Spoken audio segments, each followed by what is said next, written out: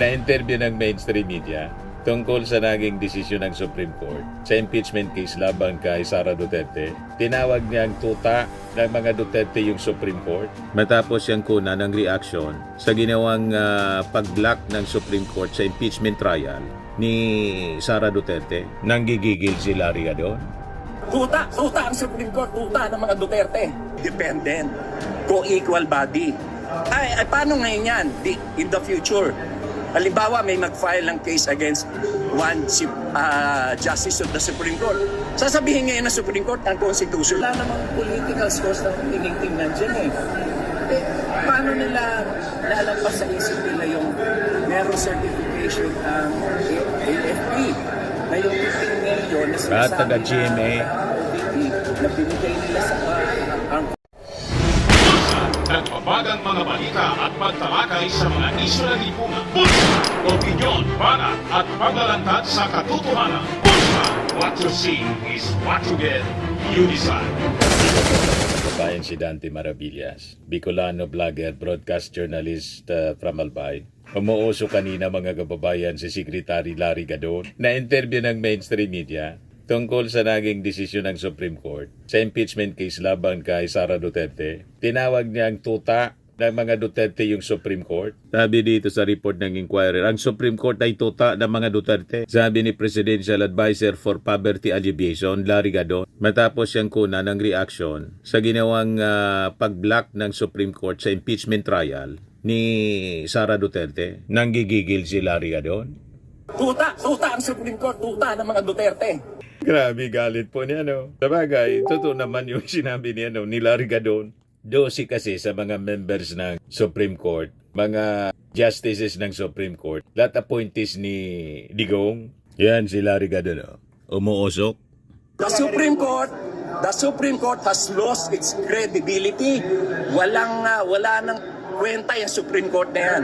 Thank you. So, on a related questions, thank you. How should the Senate react to this decision of... Dapat huwag nila sundin because the Senate, the Congress are independent, co-equal body. Ay, paano ngayon yan? In the future, halimbawa may mag-file ng case against one justice of the Supreme Court. Sasabihin ngayon ng Supreme Court ang Constitution. Hindi na matutuloy. Wala na. No one will ever be impeached from now on. Tapos sasabihin nila, kasi daw maraming complaint, allowed lang once a year. Marami yung nag-file, pero iisa lang yung dinala sa plenary. And that what counts most, kung alon yung dinala sa plenary. Hindi naman, sa susunod, pag may gusto palang magpa-impeach sa'yo, sasabihin mo lang sa mga kaibigan, mga 10, 12 kayo, mag-file kayo ng iba-ibang kaso. Di wala na. Parang kamukha to parang si Dennis Padilla to Katabi ni Larry Gadon. To even out political scores. Wala namang political scores na tinitingnan dyan eh.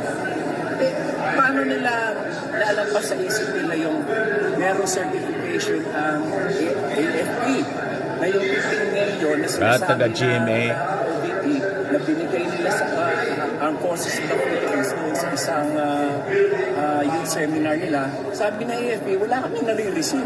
So doon pa lang halata mo na ninakaw yung pera Tapos sasabihin mo, political score.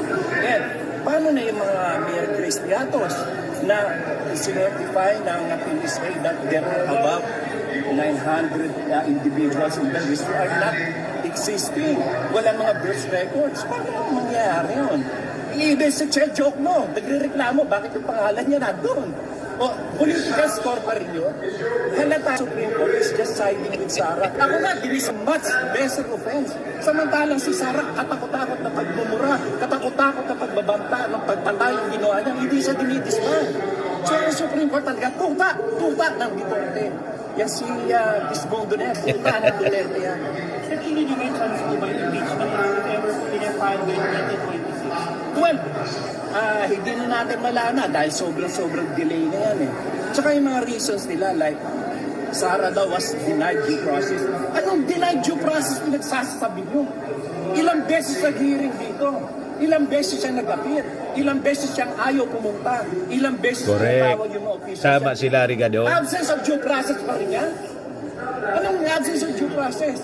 Pangalawa, Yung kaso, hindi daw pwede tawid sa 19th Congress to 20th Congress. Anong dahilan? Isang kaso lang naman yun.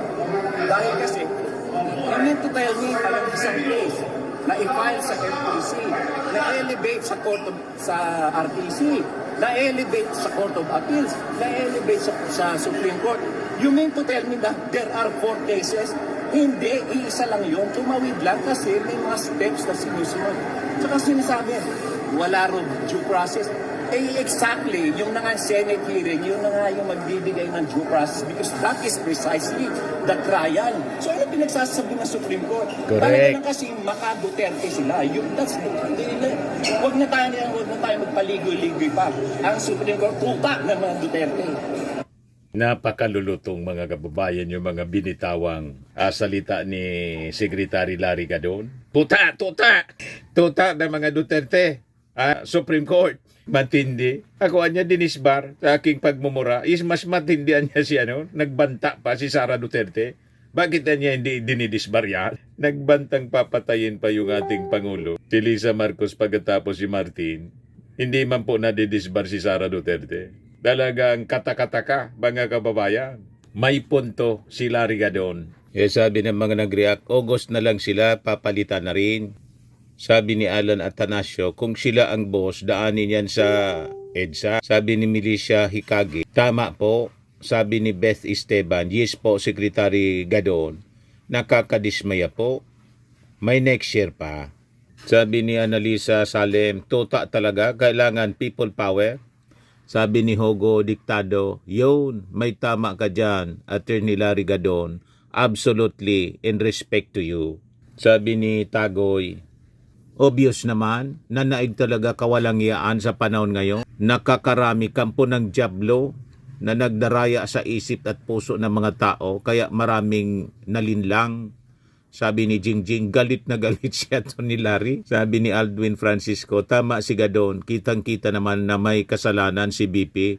Binaliwala nila ang ebidensya. Sabi ni Paz Beredo, bayad na sila sa daming pera na nakurakot ng Duterte. Sabi ni Bonifacio Villero Martires, buwagi na yan na Supreme Court, hindi kayang ipagtanggol ang sambayan ng Pilipinas.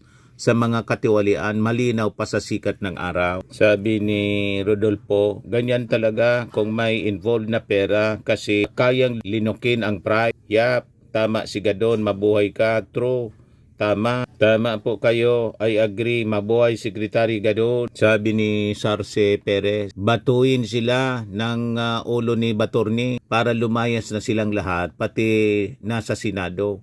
Walang mga kwenta, mahilig sila sa kaba ng bayan. Sabi ni Silvestre Pinasales, what do you expect with 13 to 30 appointees out of 15 justices? Sabi ni Julio Punay, baliw yata itong taong ito.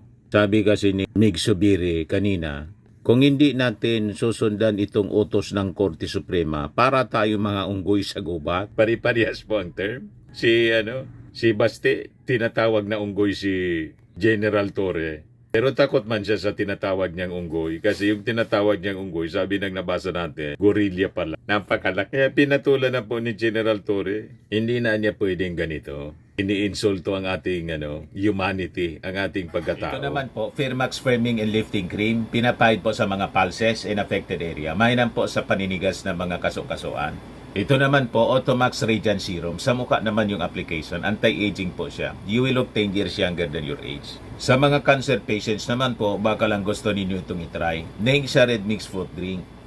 Hindi mo po siya gamot, food supplement siya. Kaya lang, gawa siya mga kababayan sa goji berry. Yung goji berry, may anti-cancer properties. O ngayon, yung mga inquiries ninyo, dumiritso na lang kayo sa aming messenger sa Facebook para masagot namin agad. Ayos pa? Ayos na ayosan niya, Mr. Maravilla. But anyway, ito po pala yung aming bagong product na binibenta online. I am worldwide amazing pure organic barley powdered drink mix from Australia. Negosyo to ng aking anak na architect entrepreneur Riz Maravillas. Ayan po. Kontakin na lang po ninyo siya, Riz Maravillas on Facebook. Ang mga health benefits niya, boost immunity, improves digestion, enhance energy levels, packed with antioxidants, prevent cancer. Sa mga naghanap po ng malinis and spacious fitness gym, pumunta lang po kayo sa aming Colossal Fitness Gym. May Grab Car Rental din po kami. Ito naman po yung bago naming product na binibenta online. iGlow Serum Whitening po siya. Tingnan ninyo yung epekto sa aking anak na architect before and now. Yung mga inquiries po ninyo, dumiretso na lang kayo sa kanyang Facebook account, Riz Maravillas.